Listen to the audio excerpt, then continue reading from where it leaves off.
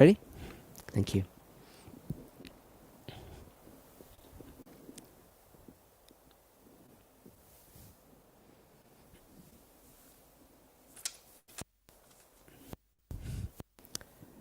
Let's open with a word of prayer.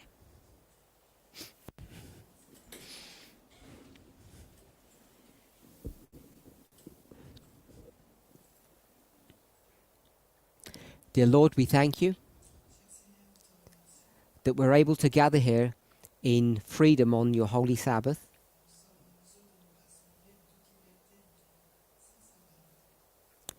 We hope that you feel like you want to join us.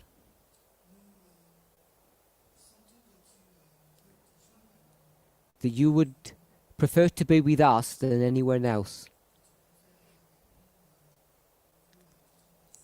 We want to welcome you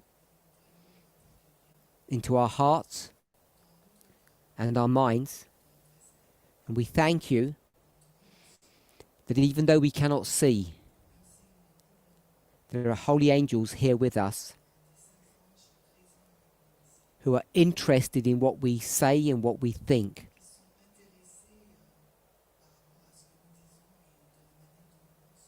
For all these blessings, I thank you. In Jesus' name, amen.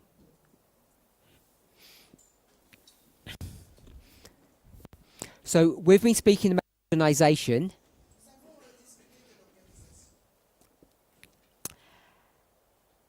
And we began our story,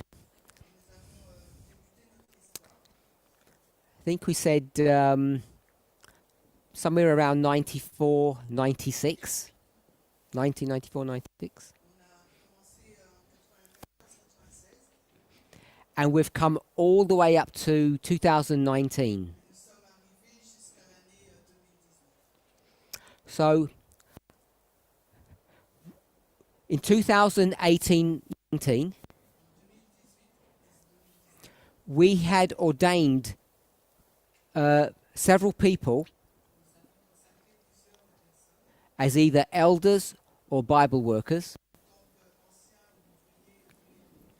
There are a couple people that we missed. I just want to acknowledge them, unless anybody else remembered some more names.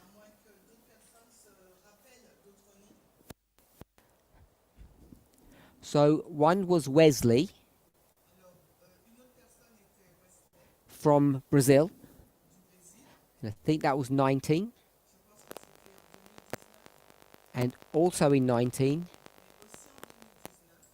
was Gabriel, I believe. Great. Some of these people, they were ordained into their roles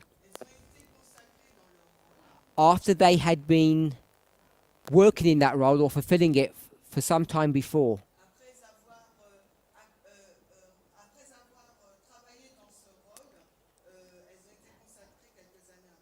For others, the ordination and the beginning of their ministry was at the same time.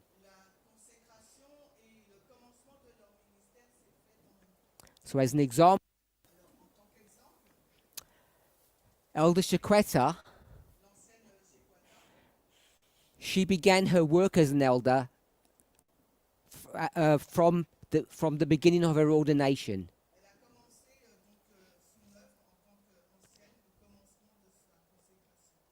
But someone like Wesley or Gabriel, they were already in the role of elders before they were ordained.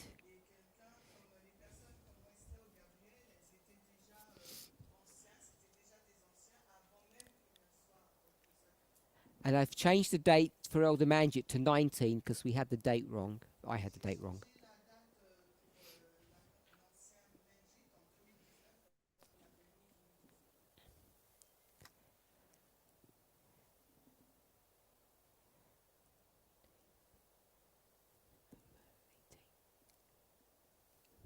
I've put 19 here. Someone said it's 18, but I'm going to leave 19 at the moment until someone else corrects me.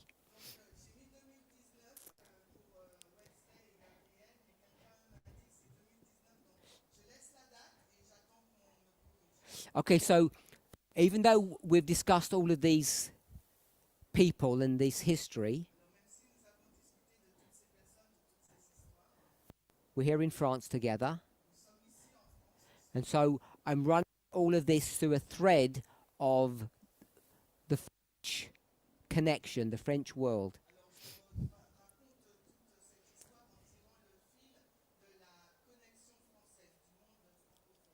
So I'm not trying to suggest when we discuss this subject about personal qualifications or being led by God,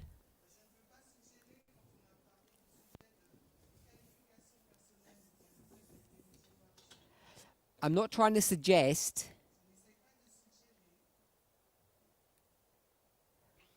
that this is only referring to two individuals. These are repeating patterns. This is an experience that we see happening in many dynamics, many ministries.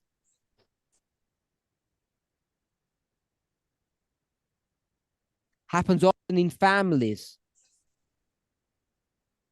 And if I was to say this happens in family, what model do you call that?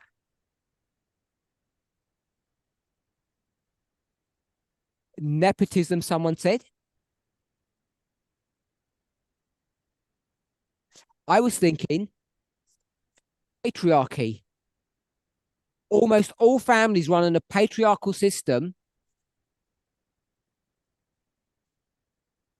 Why? Because we are all brought up to believe that the leader of the household, that role is dependent upon what?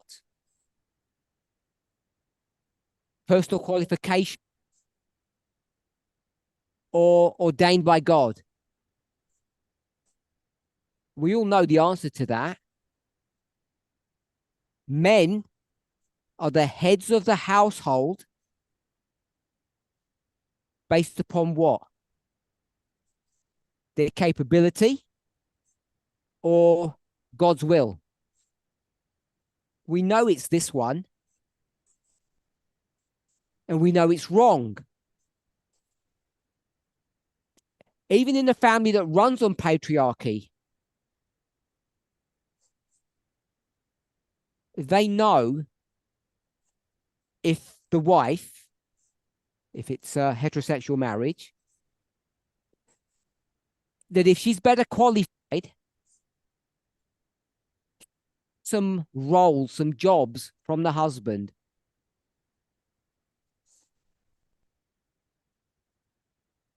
Because families won't function well in this patriarchal model if it's run properly that way.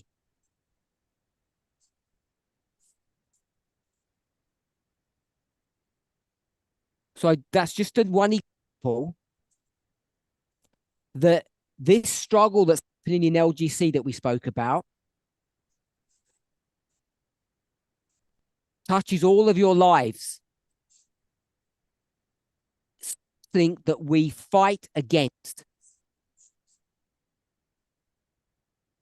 Now, in the last presentation, when I said we have these four people, I haven't written the fourth one, it's USA. And I said that they will choose people underneath them based upon a certain criteria.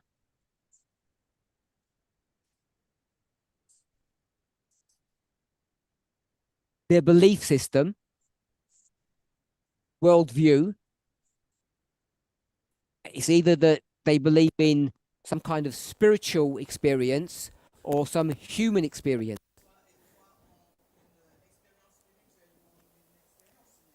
And I asked the question, I can't remember which one I asked first, but I asked two. Is it good or bad? And which one did I follow?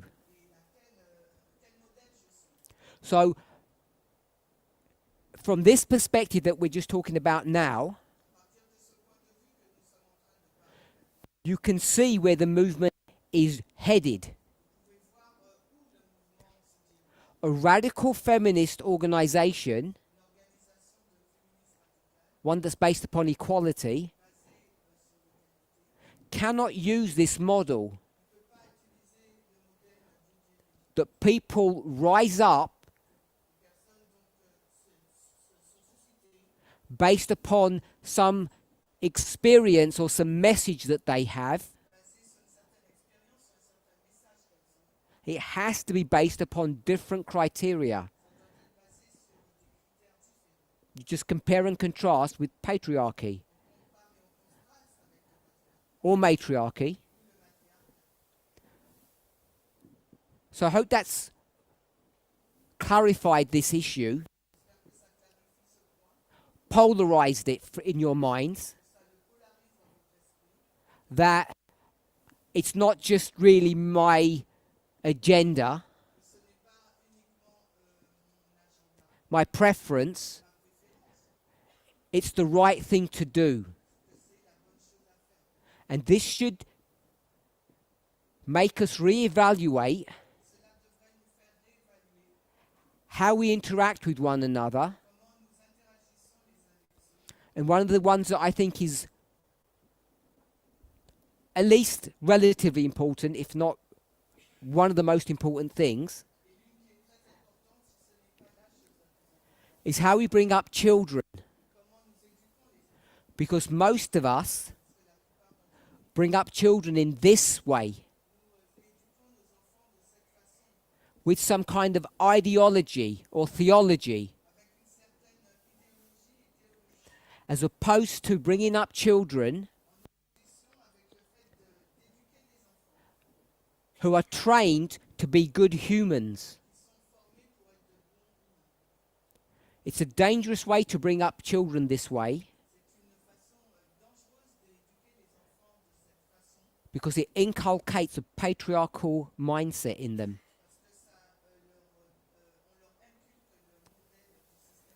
Because we all know, or should know, patriarchy is more than just men suppressing women's rights.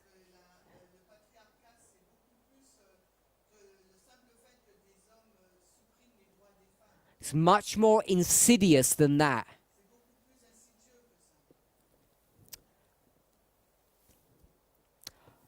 During lunch,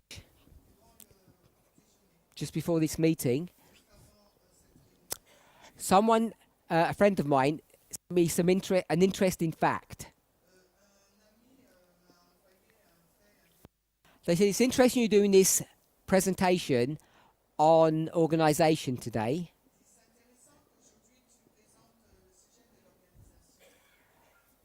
Why? Does anybody have any thoughts? So, Shemaine knows.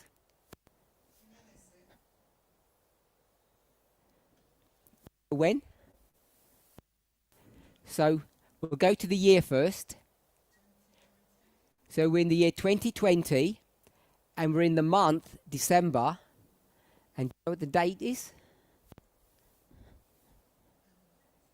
30th.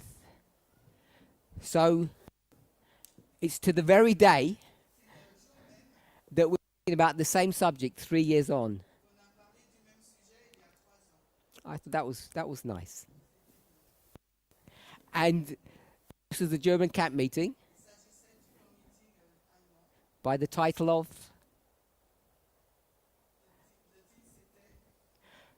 Ropes.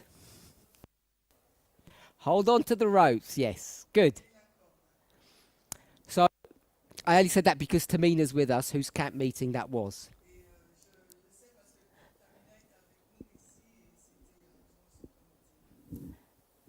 And if you're so inclined, if you're inclined to think this way, it can't be a coincidence that she's here today.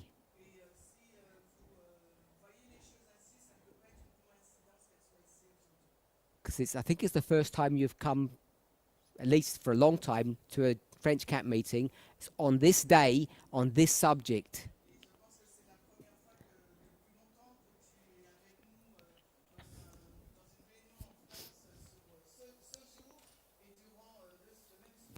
Okay, so we're in 2019. I'm having a discussion with Shemaine. We're in 2019. I'm having a discussion with you. And to try to inspire her about her work, her role, without using this methodology here, this God-ordained one, is the study of 30 years of preparation. LGC is still fully functioning.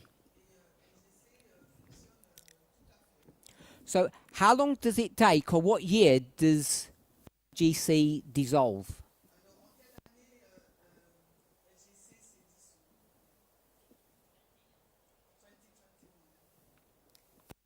So it takes 2 years from this point. I'm not saying anything special happens in 19 with respect to LGC.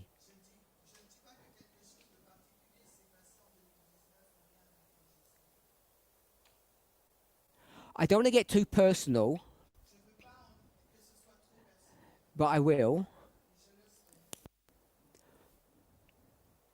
There are 2 issues that they're struggling with. Not all of them. Do you know what the 2 issues are?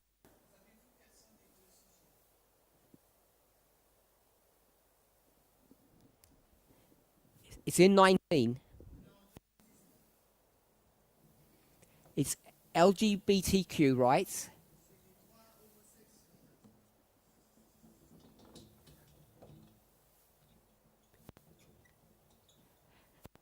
And what else?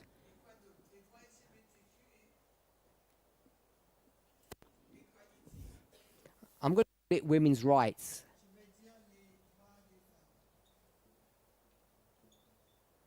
And those things happen back to back. And what's interesting for me is that God cares so much for each of us that both of those issues, both of those incidents, they don't pass without some kind of acknowledgement.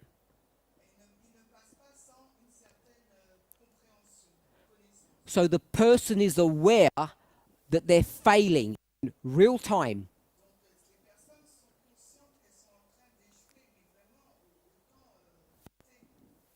And many of you were at both of these events when they happened. One happened in France and one happened in Germany. So I'm not saying this to accuse anybody, but what I want us to see, there are these repeating patterns, these cycles. And if it's happening to people that you know, it's happening to you. And you can't escape your destiny. Because your destiny is recorded on these lines, on these dates. And you might be a tiny blip in 19 or in 18, be so tiny, your experience, you might not have an awareness that you're part of this experience, this line. Just like this person didn't realize it then. They just thought this was time and chance. But when you look back, you see how their personal experience becomes a prophetic experience. There's a phrase in English. It says the higher they are, the harder they fall. Which means the more important you are, when you fall, it's more painful. But we all will fall, or we all will not fall. Whether it's a big fall or a small one. So, people don't see the time. Some people do, most people don't. But in 19, I'm going to say to me, it's clear the direction in which the French ministry is heading. Which means the leadership structure, the direction in which that is heading. Whether or not people are willing to accept or acknowledge what's happening,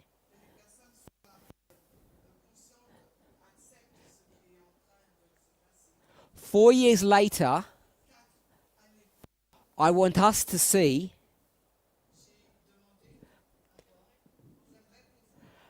what was happening back in 19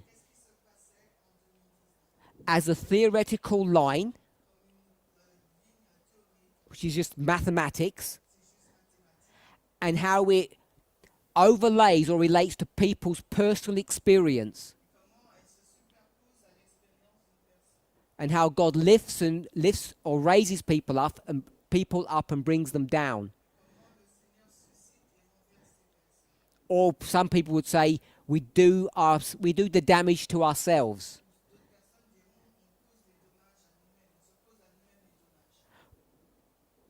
So without going into the intricacies of this,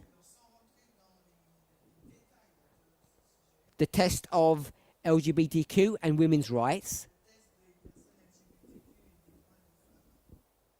many of you know what I'm referring to here. In France, you do.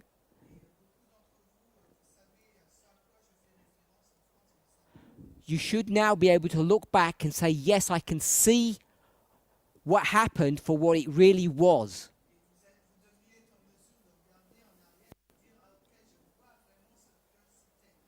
And for those of you who were at the School of the Prophets in 2019, and several of you were,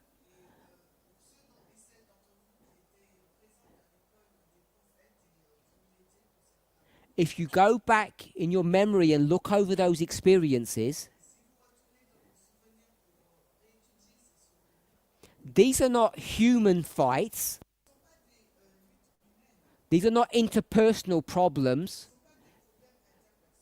This is the everlasting gospel doing its work. But it looks really human. And if you can see that in this story, I want you to see it with your spouse, with your family members.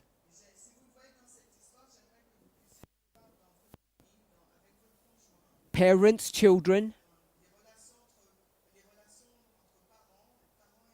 and your fellow members. We're all experiencing the tensions of human relationships. And when you look back over your life, if you're part of God's kingdom, perhaps even if you're not, you'll see that your human interactions have an element that is supernatural. Or we'll frame it in the following way: the everlasting gospel.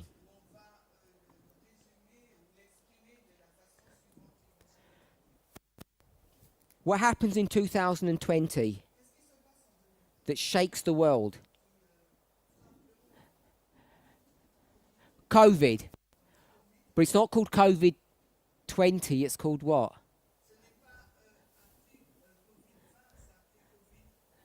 It's called COVID-19.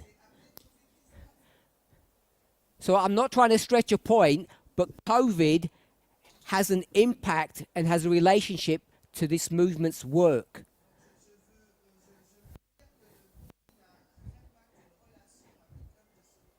Whether it's God doing something positive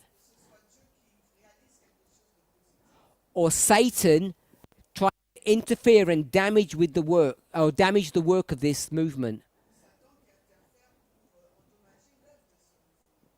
Both stories are real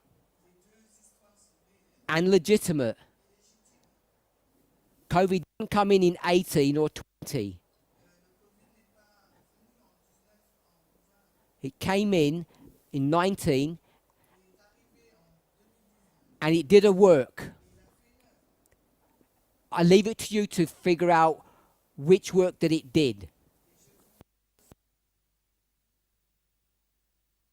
It's like a coin, or a sword, it's double-edged. It's had its benefits and it's had its real damage that it's done.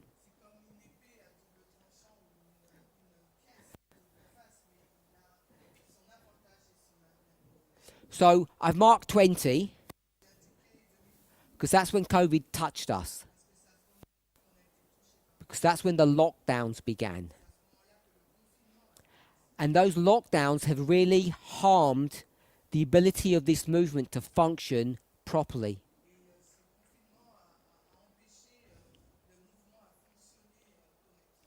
And we're only just coming out of that now.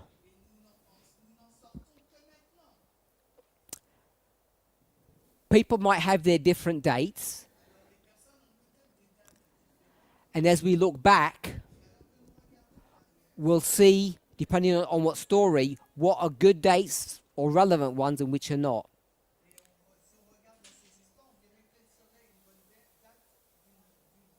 So someone told me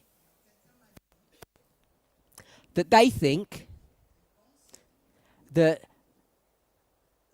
this date that I'm going to put here, which marks the coming out of this movement, this is not a waymark on a normal line. Don't misunderstand, please.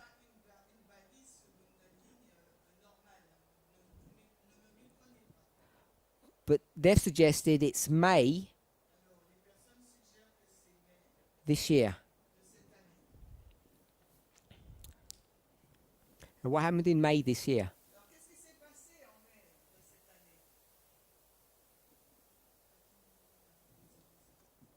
Lisa's wedding.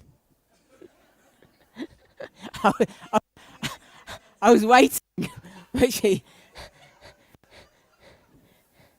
was thinking about something else.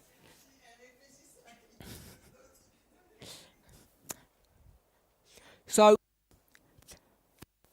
this time period, this 3 years, if I can call it that,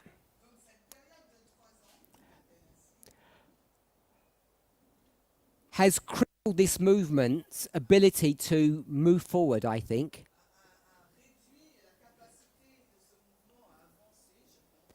And in many ways, the development of its organization has been put on hold. And so things have happened in the background, small things that haven't affected our lives in an obvious way and hasn't been announced. But seeing as we've come out of lockdown and in-person meetings are beginning, the work of organisation is going to begin to regain its importance.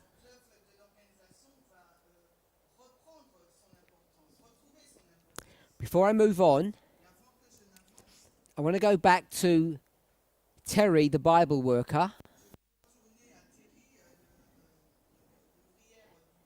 because I know my two friends there were objecting with this date.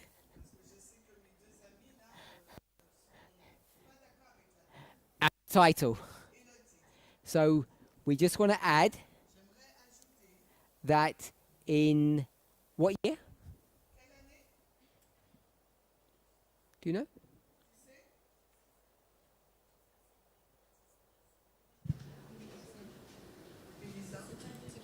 Oh, one moment. Let her speak. Go ahead. Je pense que c'est 2020.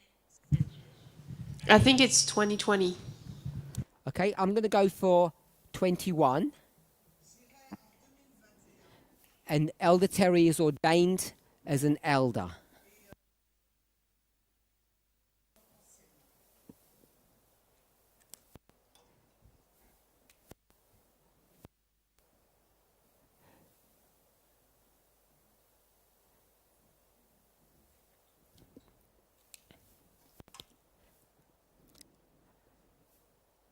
So I want one more piece of information.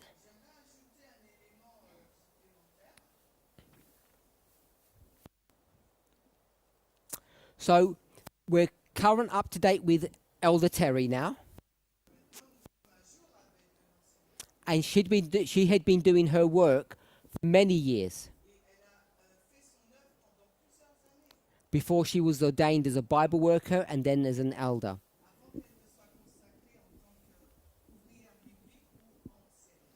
So we went from 3. We'll leave the United States for the moment. Africa is a large continent. And so in 2018, it was decided that that Africa would be divided into 2 parts.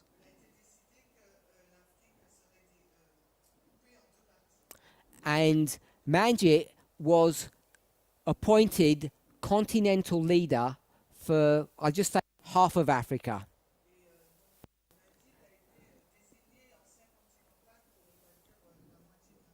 So Alutabo had half of Africa and Canada, and Manjit had the other half of Africa.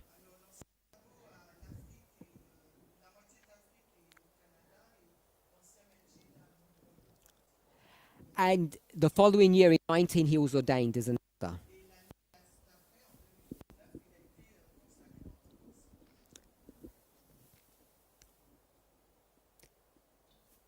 He did that work for several years.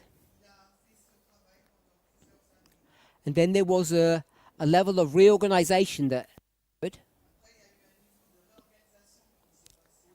And he stepped down from the role.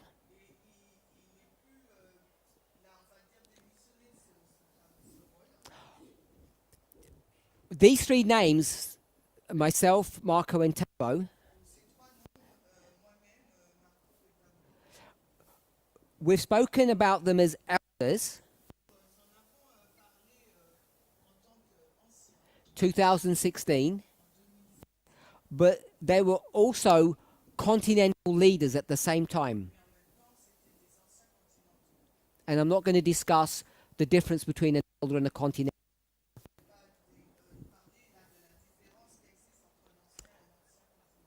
Maybe in a Q&A or at a different time. So Manjit was made a continental leader in 18, ordained as an elder in 19, and I can't remember the date, but either between 21, I think, and we'll go with 21, 22. I'm going to go say 2021. He stepped down from that role. And I don't know if you all know, but Emma is his wife. And she was commissioned to take over. So she's now the continental leader for half of Africa.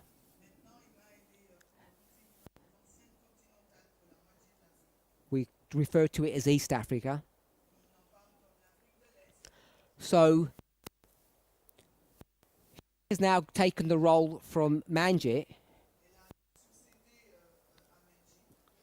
to keep you up to date. So that was never publicly announced,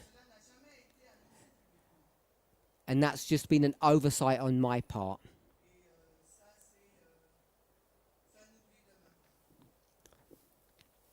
So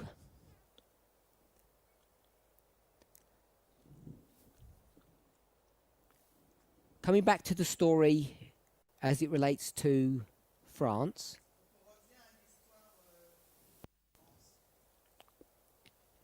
we've spoken about this journey that Shemaine has gone on and LGC has as well.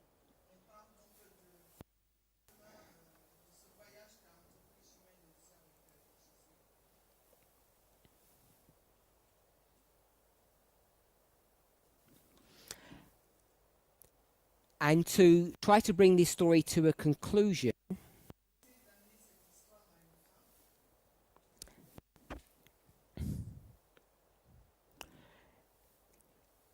sometime last year,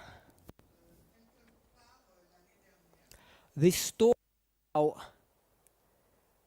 the work of being a continental leader, what their role, what their work is,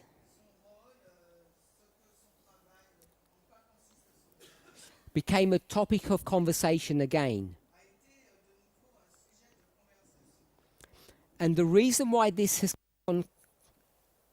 coming to the surface is because people in France haven't understood clearly what Shemaine's role is. And there are people outside of Africa who haven't known what Emma's role is. And some people don't even know that Elder Manjit currently has an organizational role.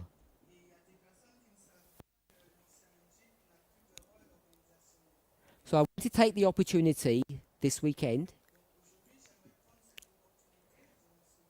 to bring not only yourselves but the whole movement up to date.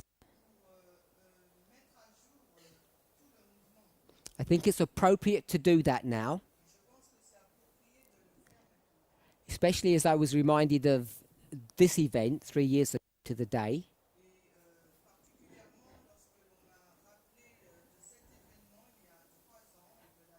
As we head into 2024,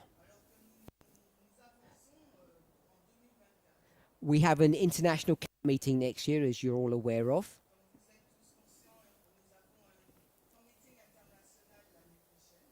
And not only in the United States, in other countries, but particularly in the United States, it's their election year.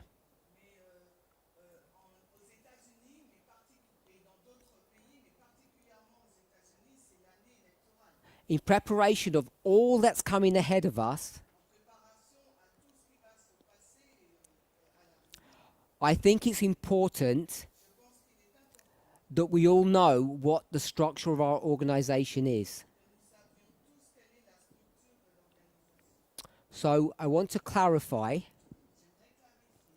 that for several years now,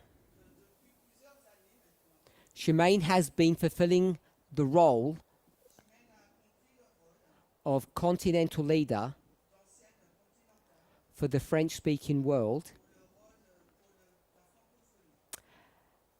And Emma has been doing that for East Africa. And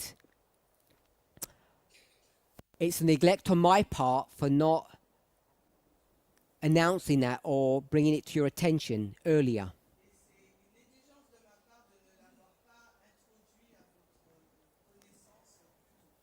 Neither of those two people have yet been ordained as elders.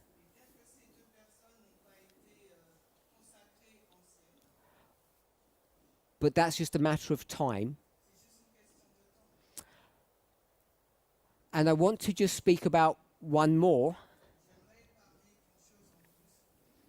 So we had all of these areas, and I've kept on leaving, I keep on point here, I don't know why, but the United States.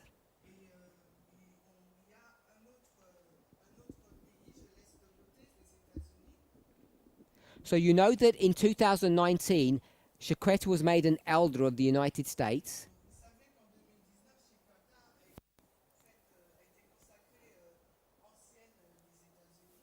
Like Canada, the United States is treated as a continent, even though it's a country. It's just a large country, so it's just been done that way. So what we haven't announced in the movement, which I'm doing now, today, is that Elder Chiquetta has stepped down from her role as elder.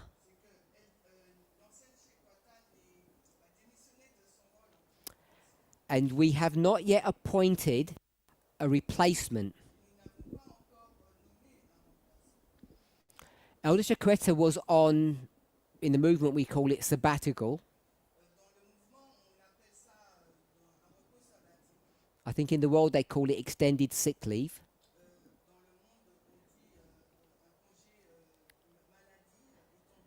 And it ended up being for almost a year.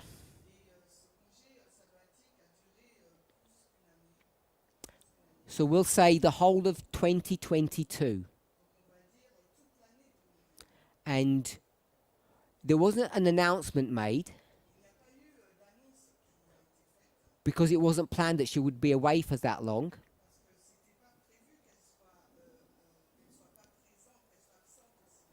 So we had an acting leader take her place while she was on sick leave or sabbatical.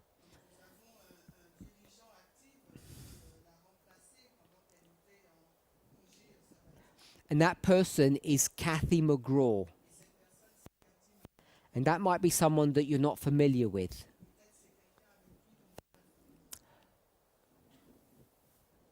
So I'll put her here. I'll put her surname, because we've got several Kathys in the movement. And I know most of you aren't familiar with this person. So Elder Chiquetta was supposed to return back to work at the beginning of this year.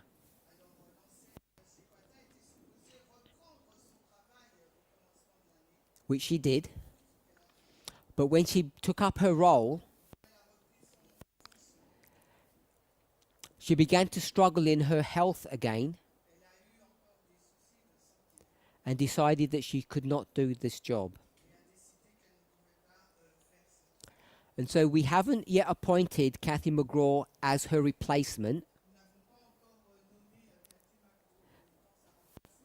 But for the past, I'll say 18 to 20, we'll say 18 to 24 months, she's been the acting continental leader for the United States.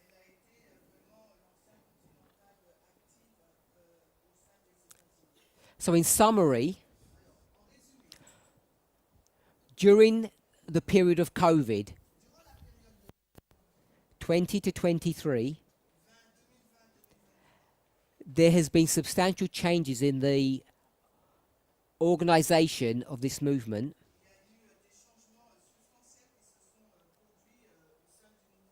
With respect to the leadership.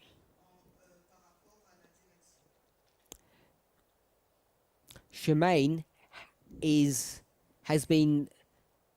has had the role of continental leader for quite some time now. Emma has taken that role up for quite some time too, as has Kathy.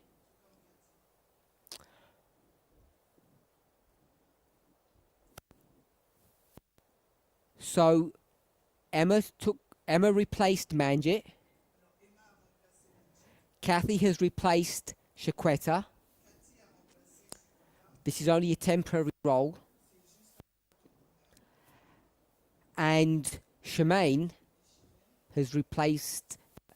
I don't know what to say the replacement is because there wasn't an individual person before.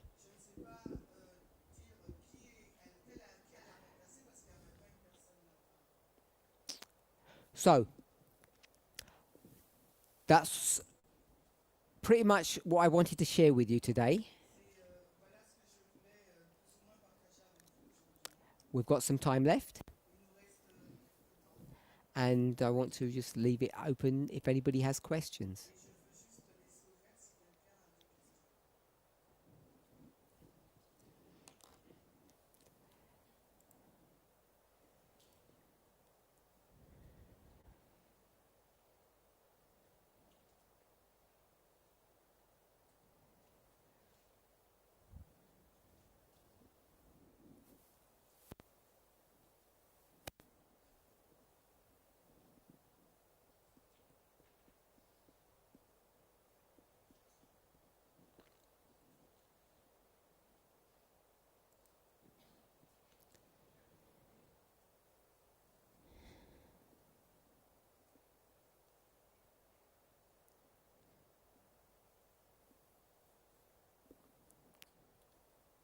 No questions?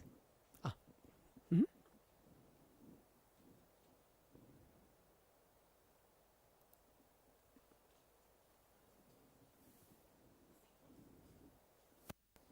Fonctionne. Ah, c'est bon, ok. So I would have a question. Is there now that traveling has started again?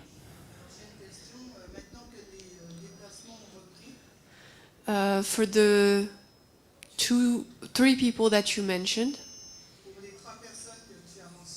will there be an ordaining? Will there be an ordaining?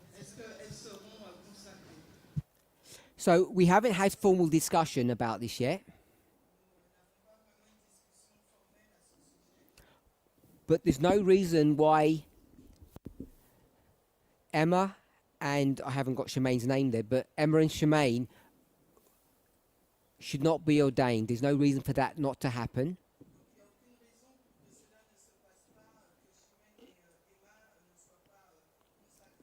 So it's my hope that it will happen next year.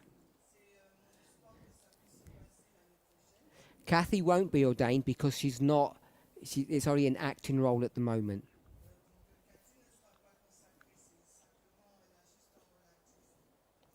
And this list was people that were ordained. We have other Bible workers throughout the world, several of them. And I haven't put all of their names on there. And we have other ministry leaders whose names are not there either.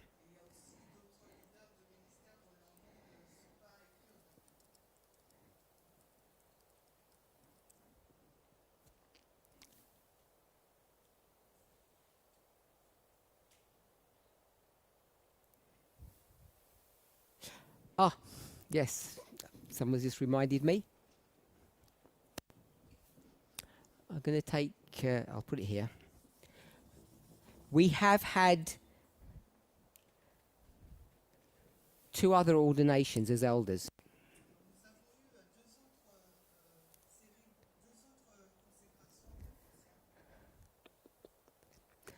Someone will correct me, but I'm going to put 2023. And you probably don't know these people.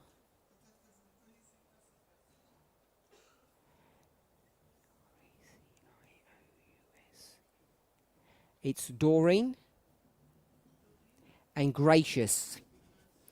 And they are 2 members, 2 women from South Africa. South Africa. Thank you for reminding me of that.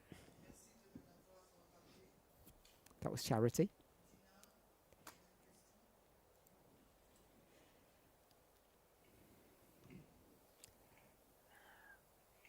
Alors, my question,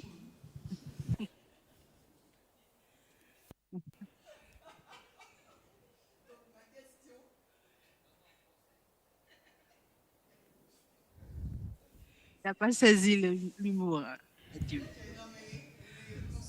Alors, ma question est, puisque Chimène aura la casquette d'ancien aujourd'hui, aura la So casquette. since Shimen will have the role of continental leader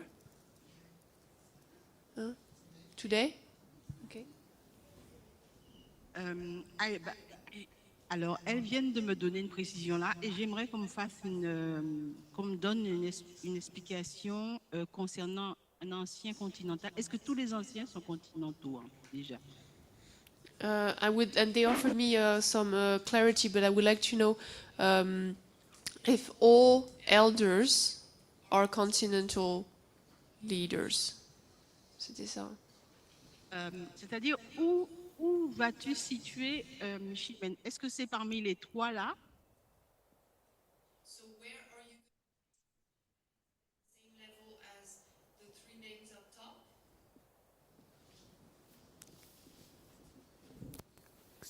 Shimen. Can I rub this off?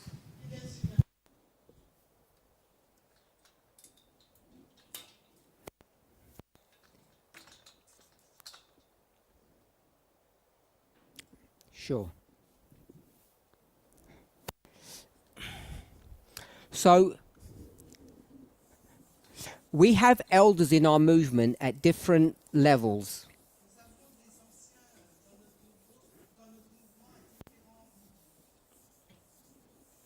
We have good elders and bad elders, depending on how we want to define good. Confirme.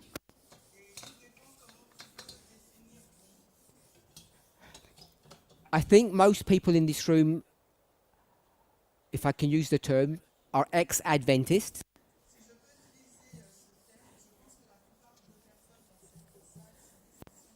And if you've been an Adventist for any length of time, you've passed through the hands of several pastors. And you know for yourself there have been good pastors and bad ones. Ones that take care of you and ones that don't. Ones that are good organizers and ones that are completely disorganized. And ones where they put you asleep and ones they really excite you. So we have the same issues in our movement with our, I'll say our elders because they're not pastors.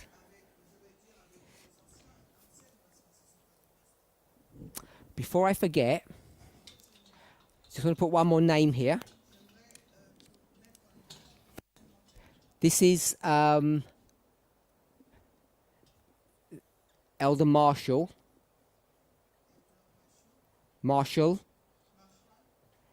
And he's from Zimbabwe and he's in 2018 as well.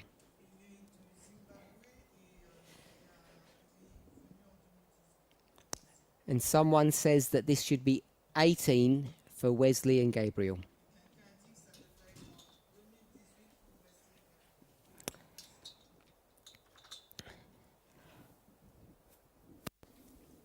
So we have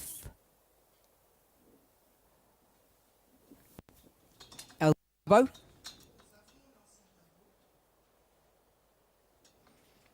We have Kathy. We have Marco. We have Emma.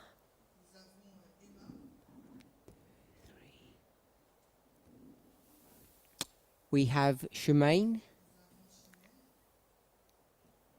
and Terry. So there are 6 continental leaders.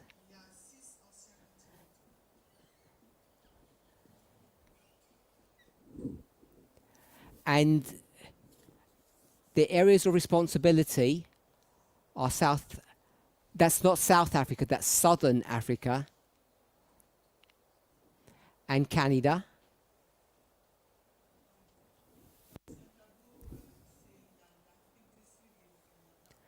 United States,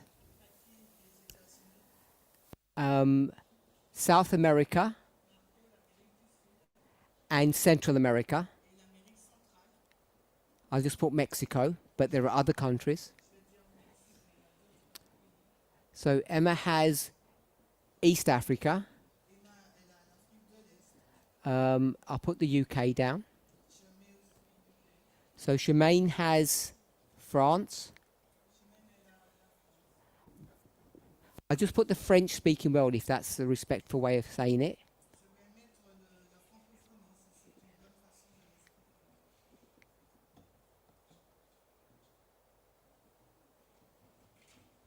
And Terry has Oceania, which is basically Australia, Fiji, and New Zealand.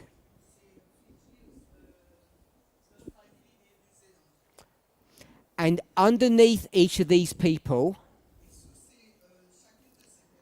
depending on their situation and their size,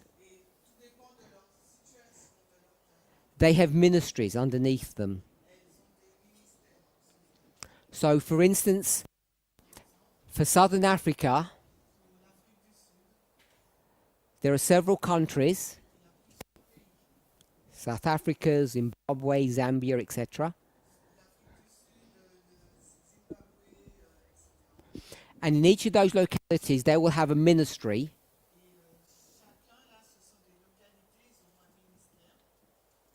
And depending on the location, they will have a Bible worker and an elder.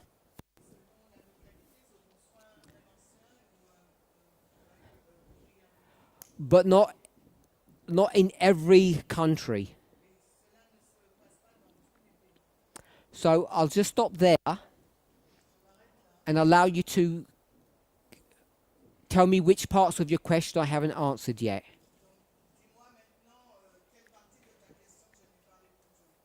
Because I might not have answered all of it, I think. Alors, peut-être que ma question de départ était quelles seraient alors ces fonctions. Est-ce que ces fonctions seront décuplées, doublées, ou bien est-ce qu'il y aurait des délégations, etc. So my question would be, would her missions and work be multiplied? Would it be delegated? Pour Chimène, c'est ça, j'imagine, for Chimène. Do I need to repeat that? Okay, that's fine. So the simple answer is there's going to be no change of her work, her workload, and her responsibility moving forward than there has been in the past. There's no change. So everything that she's been doing for the last, we'll say, 2 years,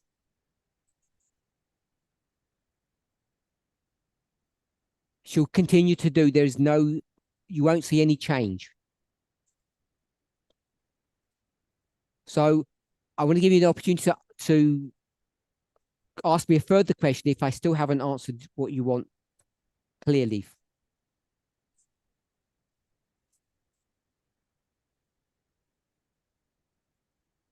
It's good? Okay. Go ahead. Moi, j'ai une question par rapport aux consécrations que vous avez parlé de Emma et Chimène. So regarding the ordaining that you talked about for Emma and Chimène. Alors, moi, c'est toujours aimé savoir, est-ce que c'est les anciens continentaux qui prennent la décision ou c'est parmi eux et J'ai pas Who takes the decision for that? Is it the continental leaders or Premier and Tess? At the moment, Elder Tess is not taking any movement responsibilities.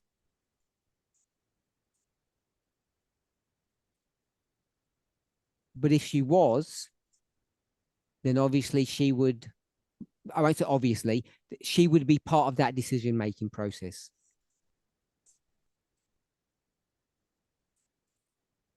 Because she's on sabbatical,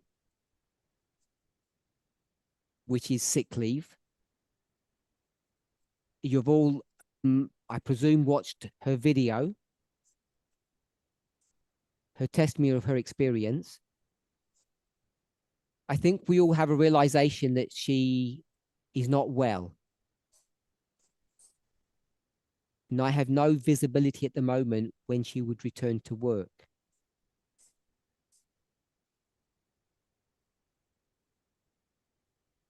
So organizational decisions like this, which have already been delayed for too long, I don't see the reasonableness in delaying making those decisions any longer.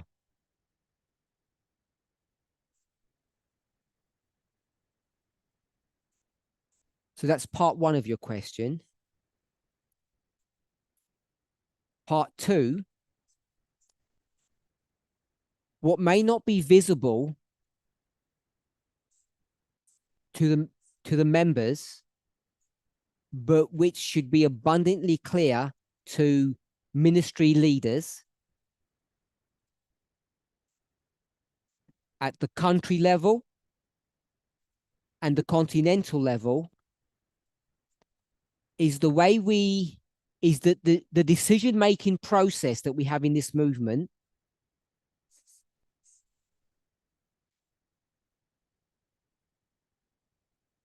I think I would say has fundamentally changed.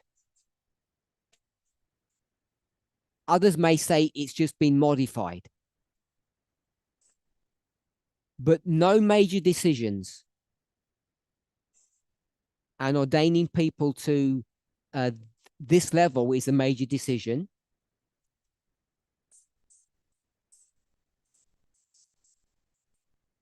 No major decision like that.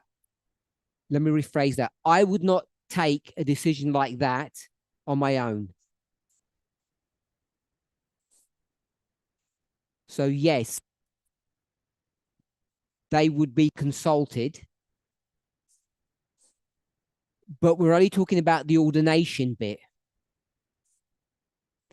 Because all of these 6 people have already been working together as a team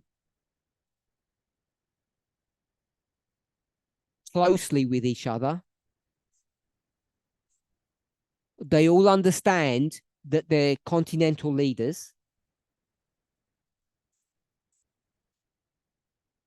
And that dynamic, that structure has been in place for over a year, longer than that.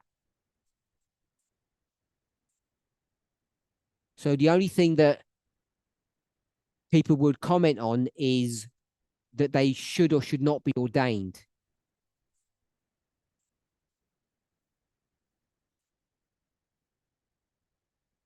And all the people that I work with are reasonable people.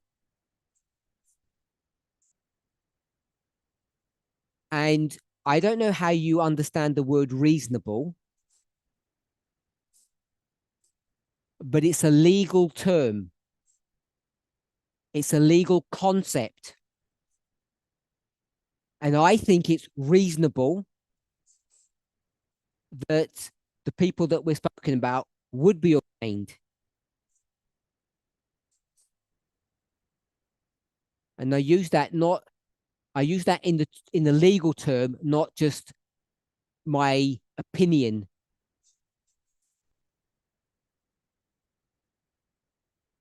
And whenever we have a disagreement,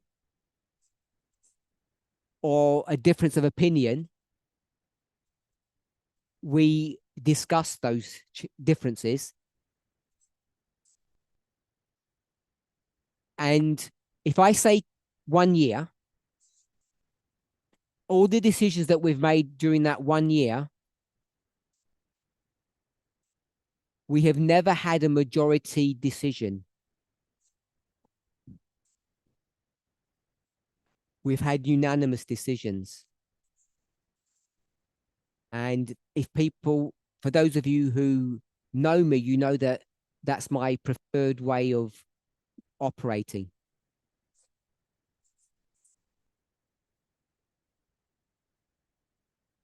Very similar to the EU, I guess. You get one troublemaker and they stop the plans of the other 20 plus countries.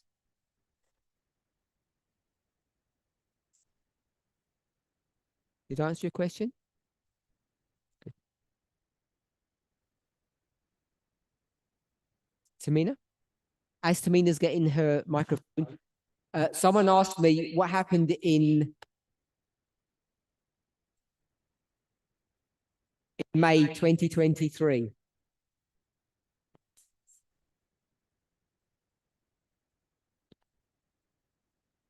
Who wants to answer? Our continental leader, would you like to answer?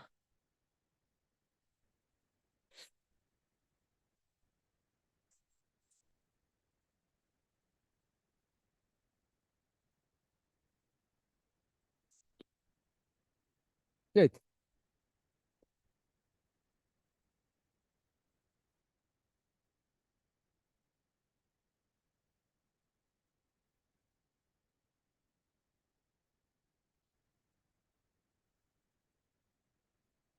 I'm not sure, but I think it was the first time that Elder Preminder came back in France.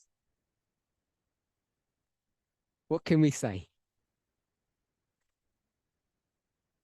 It's when I begin traveling, and this is my first place that I come to. And it wasn't planned. It wasn't planned that I was going to come in any meaningful way. And it certainly wasn't planned that from that moment, my calendar would be full.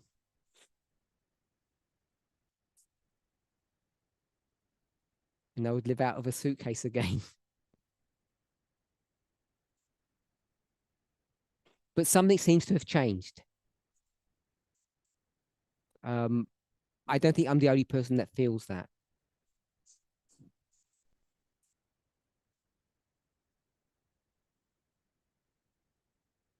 Oh, Tamina, sorry, I forgot.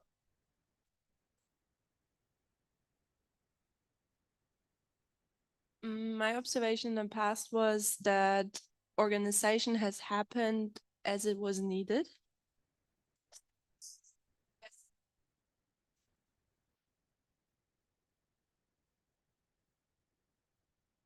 My question is there a plan for the future? Like, for example, a 5-year plan, is there any goal where we are heading to?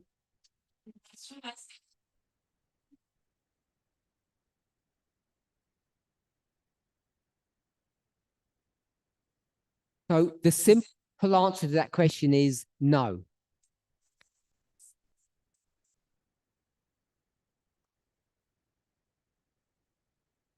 Whenever I teach a subject,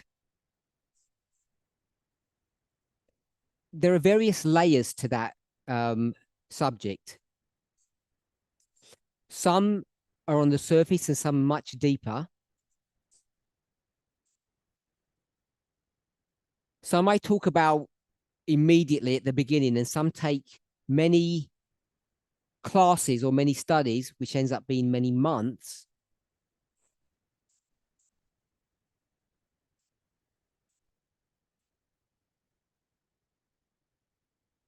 To bring to the surface. I know that that frustrates people. And I'm not here to defend it or justify it.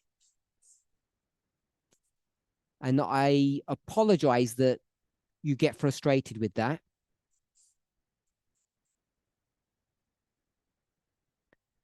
But let me ask this question.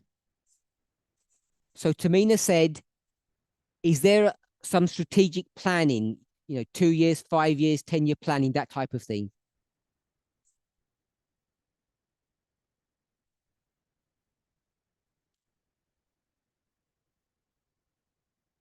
"15 months ago, I began to, maybe 16, I began to discuss a subject. What was that subject? September 22, I think.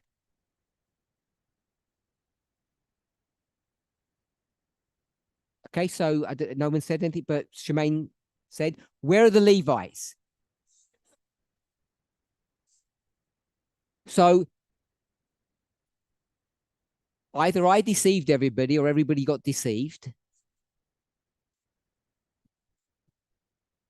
But everybody thinks in 2022, I'm talking about Levites, and then we can say of Nethinims.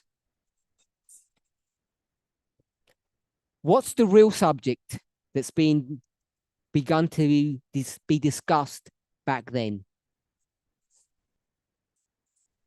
Because that's not the correct title. What is the correct title?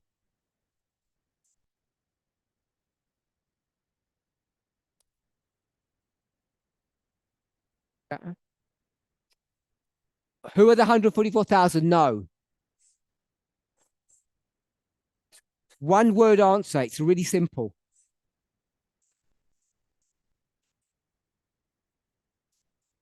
No.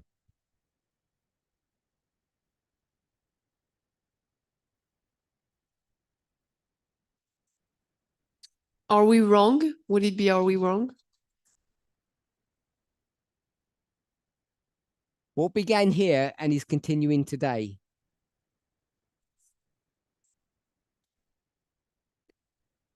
Organization. This study on the Levites and Nethinims, sure, it's about evangelism and the other answers that I got,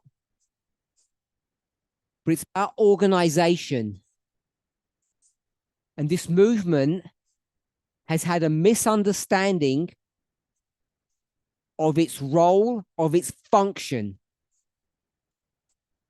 And I brought the subject of the Levites to demonstrate that. Now, remember, there's many layers of prophecy that we have to grapple with. So the answers that I just got were not wrong answers. They were correct answers. But I asked this specific question 15, 16 months after the subject begins. I asked it today to give me a new title. And if you know how I think, I don't ask trick questions. I just ask the same question over and over again differently. So if I ask 10 questions today, your answer for everyone should be organization. Because I want to show you how organization impacts our lives differently. And we can have a theme or a study that stretches months that all come together with the common thread.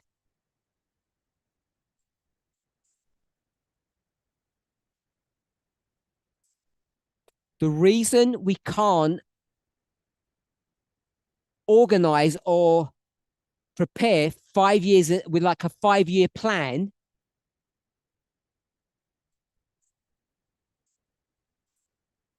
like most secular companies or organizations can is because they know their business. They know their market. And this movement doesn't. And the reason why we discuss the Levites and Nethinims was just one small example, or big one, to demonstrate we actually have a very shallow understanding of end time prophecy.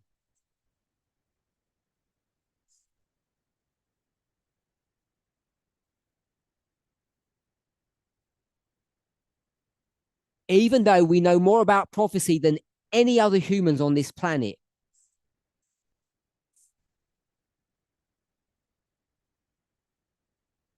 We couldn't have discussed this subject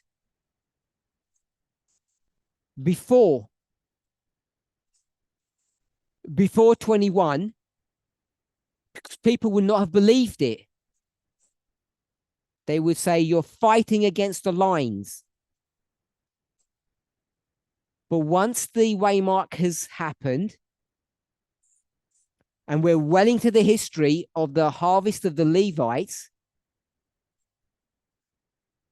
then comes the time, the opportunity for introspection to say, we don't understand this line properly. Because in that dispensation, things are not happening as we expect them to.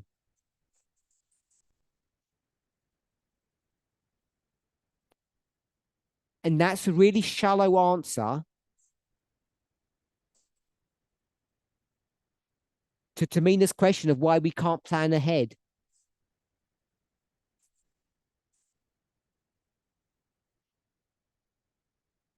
Because it would be too dangerous to. We had plans and ideas to do various projects. And they were all geared up. They were all set in motion to prepare for thousands of new people to enter the movement. Can you imagine how much money and time we would have wasted if we had done that?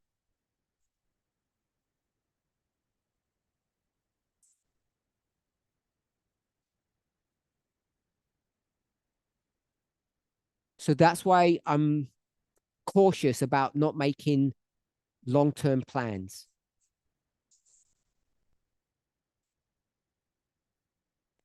This structure that we have has been in place since 2016,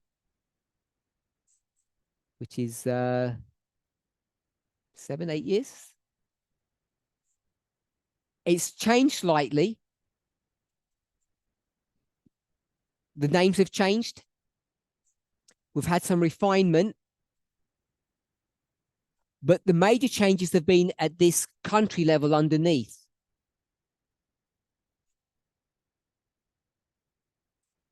There's been very little change at the top.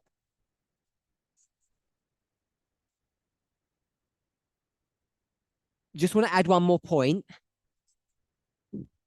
I've got 6 continental leaders here. And no one's asked me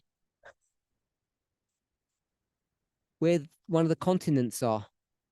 And which one's missing? Europe. So who's the continental leader of Europe? You can see it now that it's pointed out, that you probably would have missed. So there's Europe, and it's me. I have a part-time job, being continental leader for Europe. And parts of South America. So I share some responsibility with Marco. He has some countries and I have some.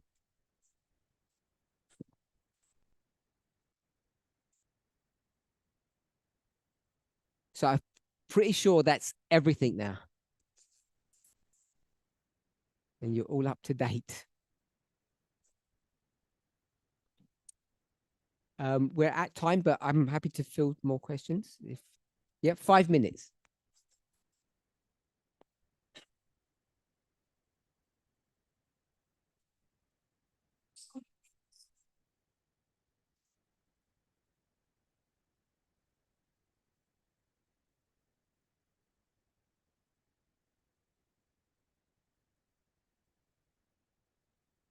So because we are in France, I would like to have maybe clarity between the difference of Ximen's and Maurice's role of continental leader and ministry elder.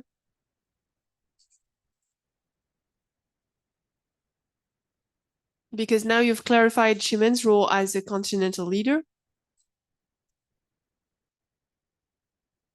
I see that it's organization in terms of French-speaking world.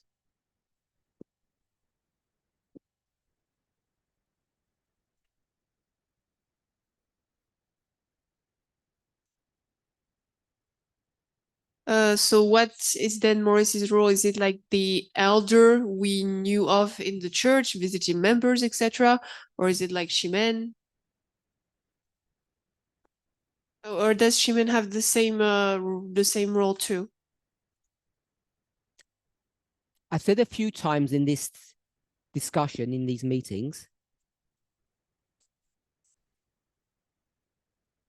that while we have a template or a pattern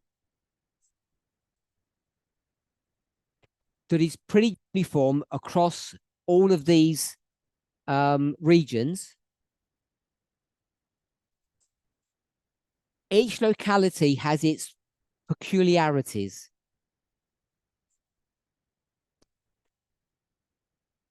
So your question would be,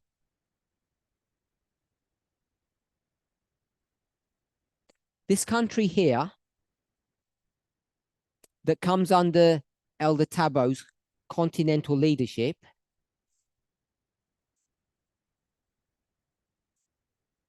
is South Africa. And South Africa has how many elders? 2. Good. That was just a test question, if you remembered. Does anybody remember their names? Good. Doreen and Gracious. So, Marilyn, I could ask, because it's your question, how would you, I know you don't know these people, you don't know Tabo, and you don't know them. How would you describe their relationship with respect to what work they do?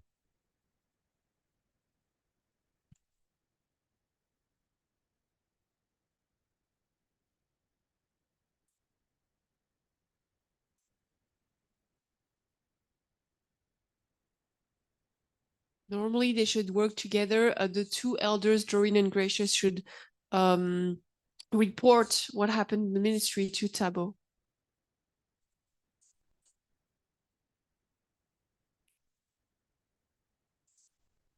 The two elders in South Africa are more linked to the community and to the ministry compared to Tabo, who doesn't live in the country. But in our case, Ximen and Maurice are in the same place. Thank you for your answer. So, if I can paraphrase what I think you've said, the relationship between these elders is quite well defined. They have similar roles. These elders, because they're on the ground, they work closely with the members, and they report back to Elder Tabo. And Tabo then gives them guidance or assistance or instructions. They work as a team, but they are his ears and his eyes locally. So that's part one. And then, because this is a group of countries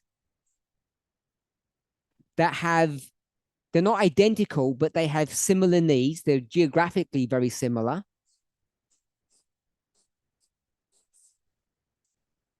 They're all on the same continent. Whatever decisions or structures or issues he agrees with South Africa,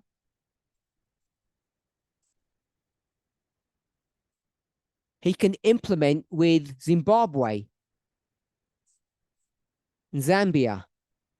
So there can be a level of uniformity across his region. So they're not all doing different things in different ways. I think you'd agree that that would be good. So what happens? We've got Africa, that's fine. But what happens about Canada? Because he lives in Canada, so he's much closer to the people. And because of his geographical location to the members, the way he relates to the Canadian ministry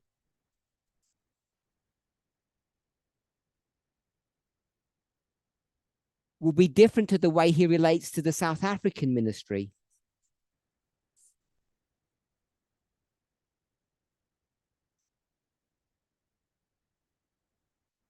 You can see that geography does that. So when it comes to Shemaine and Maurice, simplistically, it would operate in this fashion.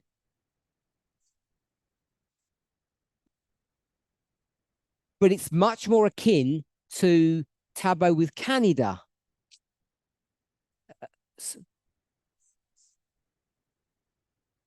Or Kathy in the United States. The added complexity or subtlety to this is that they don't live in the same country, in the same city. They live in the same house. And it can appear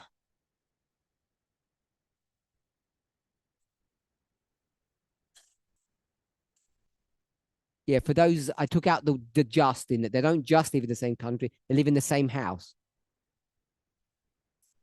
So theoretically, it should all be the same. There should be, Marie should be dealing with the local members. And Shemaine should say, it's not my business. You do that. And report back to me.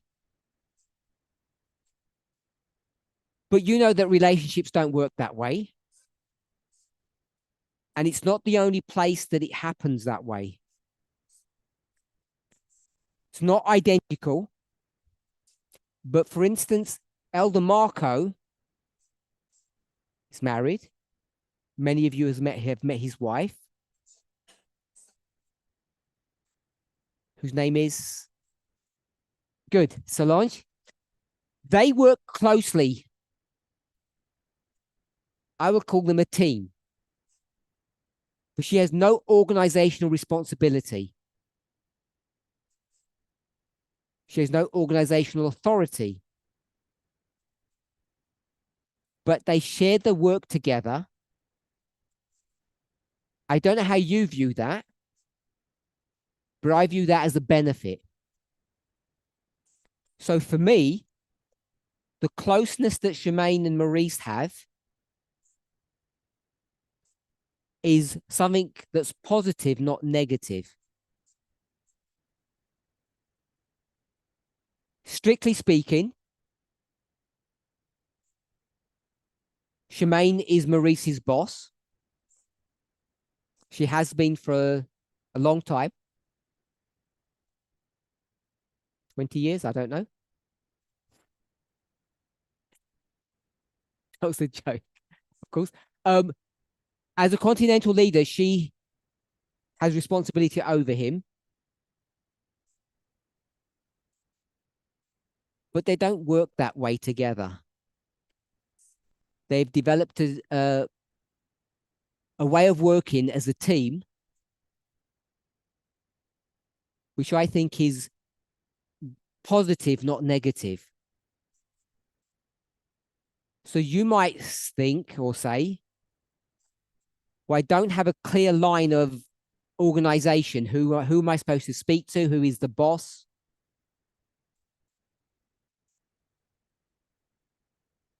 I look at it differently. I think you're blessed that you can go to either one, that you have two minds now dealing with your paying attention to concerns and issues.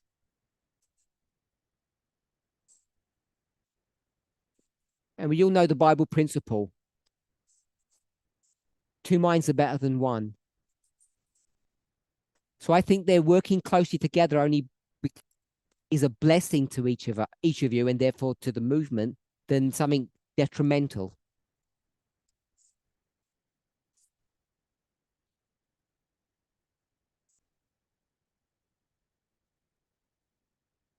Rather than discuss Shemaine's role with respect to Maurice,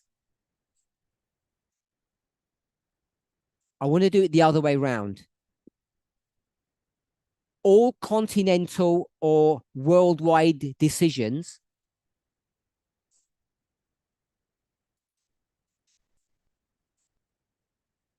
Maurice is never involved in those and he's never consulted.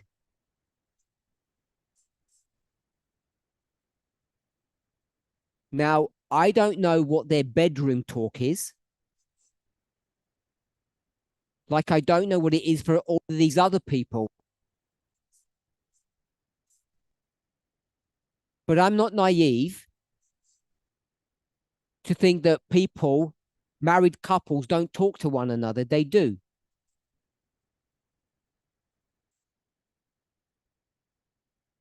So I don't go to these people and say you're forbidden to talk to your spouse.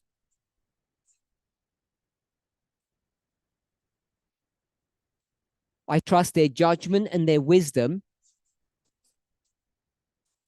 to know what they can say and what they cannot say to their spouse.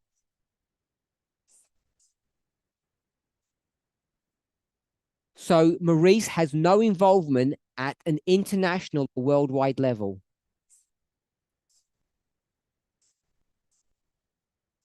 But Shemaine has decided, the choice that she has made with Maurice,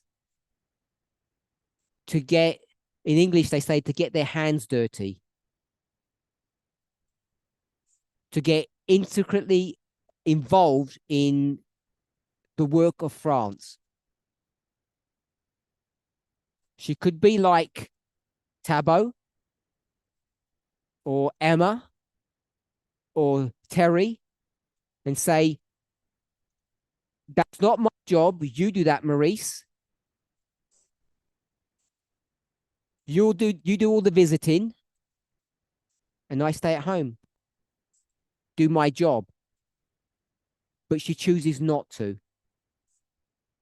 And I think everyone's blessed by that. I think Maurice is blessed. And I think the members are blessed by that. Just by the concept. I'm not trying to promote Shemaine as a great person. I don't mean it that way.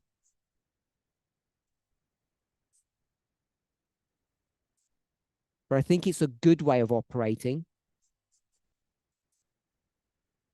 when people in high leadership positions as these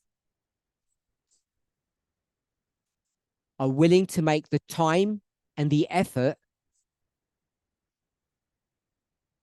to deal with individual members. So Shemaine works with Maurice, she doesn't replace him at a national level. At an international level, Maurice is not even in the picture. So I hope that clarifies the situation.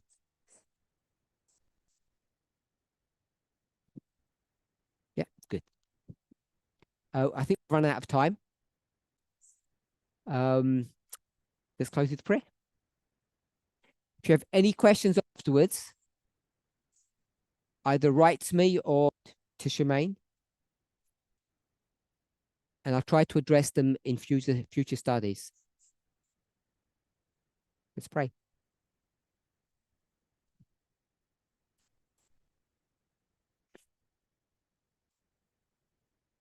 Dear Lord, I want to thank you.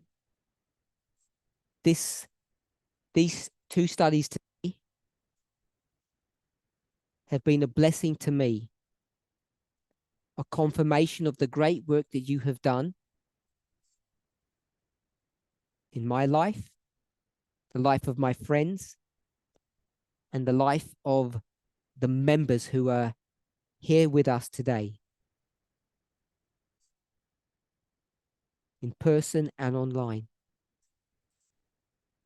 As each of us gets an awareness, sees our personal role in prophecy, our love for you will only strengthen. I hope that each of us, I hope that I can find purpose and meaning in my life